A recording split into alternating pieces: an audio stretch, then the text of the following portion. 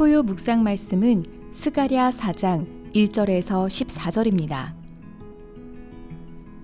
내게 말하던 천사가 다시 와서 나를 깨우니 마치 자는 사람이 잠에서 깨어난 것 같더라. 그가 내게 묻되 내가 무엇을 보느냐? 내가 대답하되 내가 보니 순금 등잔대가 있는데 그 위에는 기름 그릇이 있고 또 그 기름 그릇 위에 7 등잔이 있으며 그 기름 그릇 위에 있는 등잔을 위해서 7 관이 있고 그 등잔대 곁에 2 감람나무가 있는데 하나는 그 기름 그릇 오른쪽에 있고 하나는 그 왼쪽에 있나이다 하고 내게 말하는 천사에게 물어 이르되 내 주여 이것들이 무엇이니이까 하니 내게 말하는 천사가 대답하여 이르되 내가 이것들이 무엇인지 알지 못하느냐 하므로 내가 대답하되 내 주여 내가 알지 못하나이다 하니 그가 내게 대답하여 이르되 여호와께서 스룹바벨에게 하신 말씀이 이러하니라. 만군의 여호와께서 말씀하시되 이는 힘으로 되지 아니하며 능력으로 되지 아니하고 오직 나의 영으로 되느니라. 큰 산아 내가 무엇이냐? 내가 스룹바벨 앞에서 평지가 되리라. 그가 머릿돌을 내놓을 때에 무리가 외치기를 은총이 그에게 있을지어다 하리라 하셨고 여호와의 말씀이 또 내게 임하여 이르시되 스룹바벨의 손이 이 성전의 기초를 놓았은즉 그의 손이 또한 그 일을 마치리라 하셨나니 만군의 여호와께서 나를 너희에게 보내신 줄을 내가 알리라 하셨느니라. 작은 일의 날이라고 멸시하는 자가 누구냐? 사람들이 스룹바벨의 손에 다림줄이 있음을 보고 기뻐하리라. 이 7은 온 세상에 두루 다니는 여호와의 눈이라 하니라.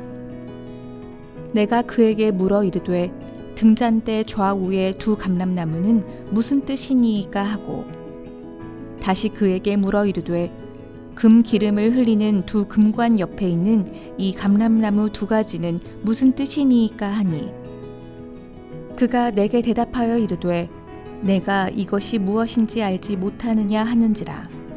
내가 대답하되 내 주여 알지 못하나이다 하니 이르되 이는 기름 부음 받은 자 2이니 온 세상에 주 앞에 서 있는 자니라 하더라. 아멘.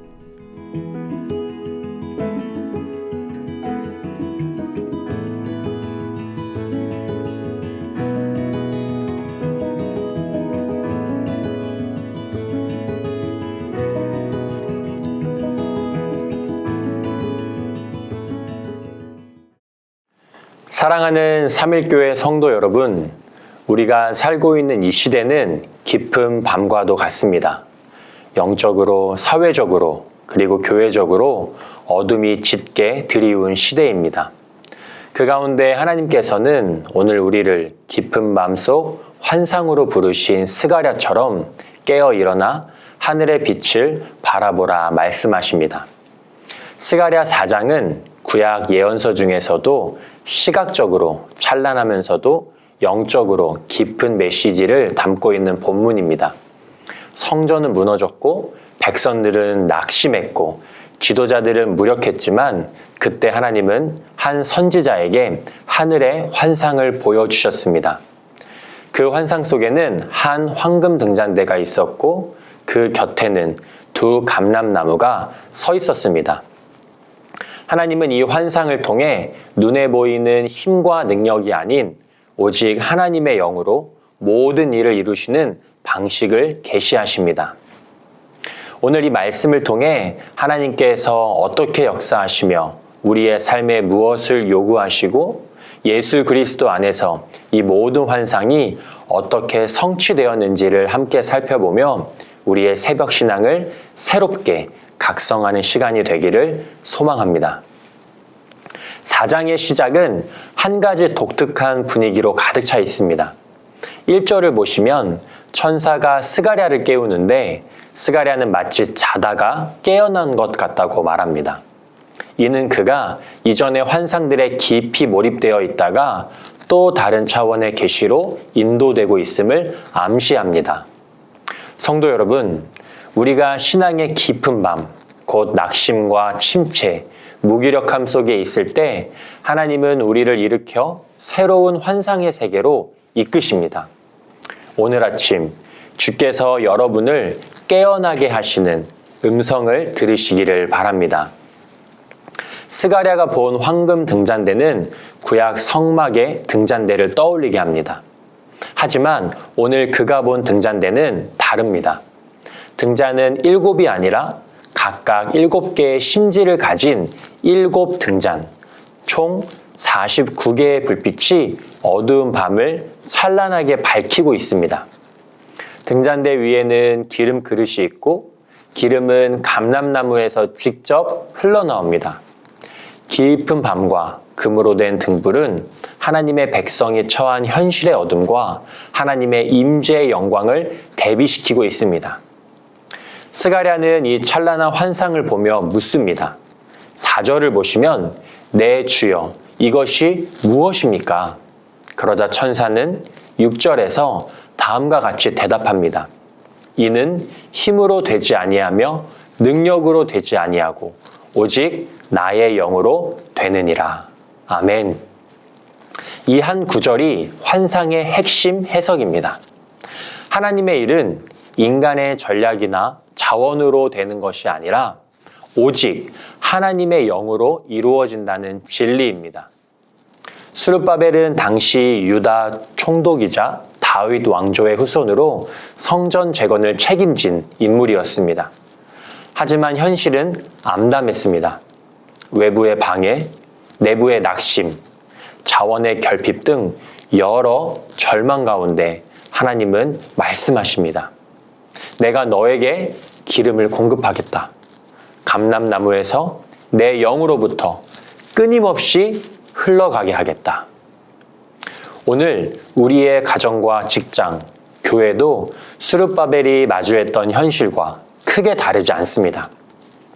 자원은 부족하고 사람은 없고 열매도 보이지 않습니다. 그러나 이때 하나님께서 우리에게 물으십니다. 너는 지금 누구를 의지하고 있느냐? 나를 신뢰하느냐? 아니면 여전히 너 자신의 힘과 능력을 붙들고 있느냐? 하나님의 역사는 임재를 갈망하는 자들로부터 시작됩니다.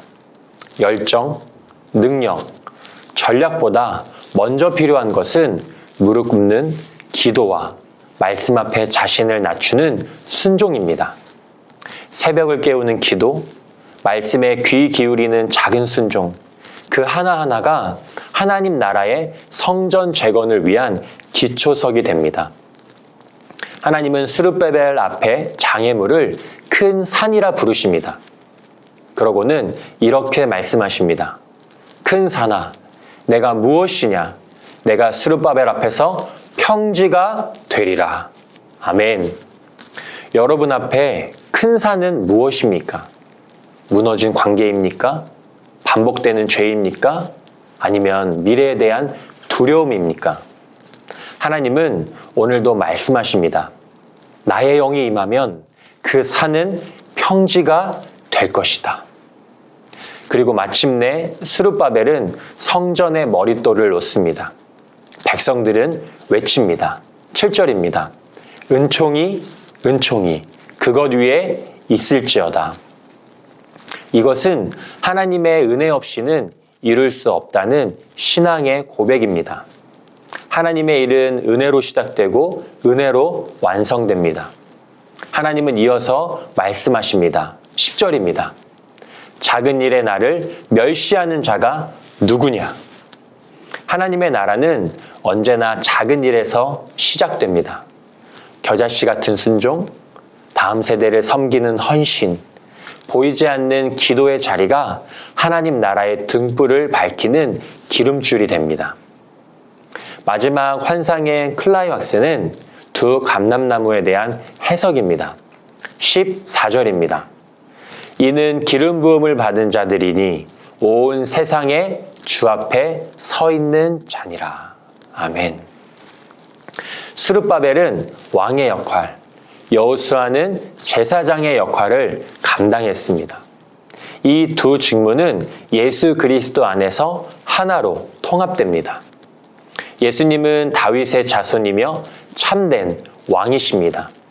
동시에 우리의 죄를 위해 중보하시는 영원한 대제사장이십니다.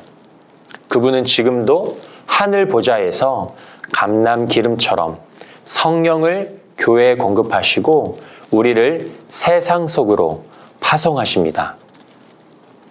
사랑하는 3일의 성도 여러분, 하나님은 오늘도 분명히 말씀하십니다. 힘으로 되지 아니하며 능력으로도 아니요 오직 나의 영으로 되느니라. 아멘. 현실 앞에 낙심할 때, 사명의 길이 막막할 때 하나님은 우리를 기름 부으심의 근원 앞으로 부르십니다. 성령은 지금도 흘러오고 있습니다. 기름은 끊기지 않습니다.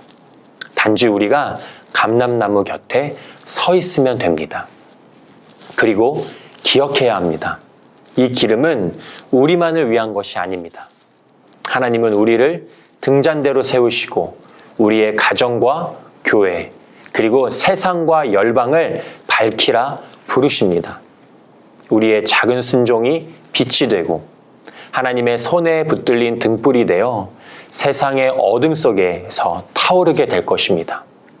하나님이 허락하신 오늘 하루도 성령을 붙들고 담대히 살아가시기를 축복합니다. 오늘 말씀을 기억하며 또한 각자 개인이 가지고 나온 기도 제목으로 기도하신 후에 삶의 자리로 나아가겠습니다. 기도합니다. 하나님, 은혜와 사랑을 감사드립니다. 오늘도 허락하신 말씀을 통해 우리를 인도하여 주시옵소서. 나의 힘과 능력이 아니라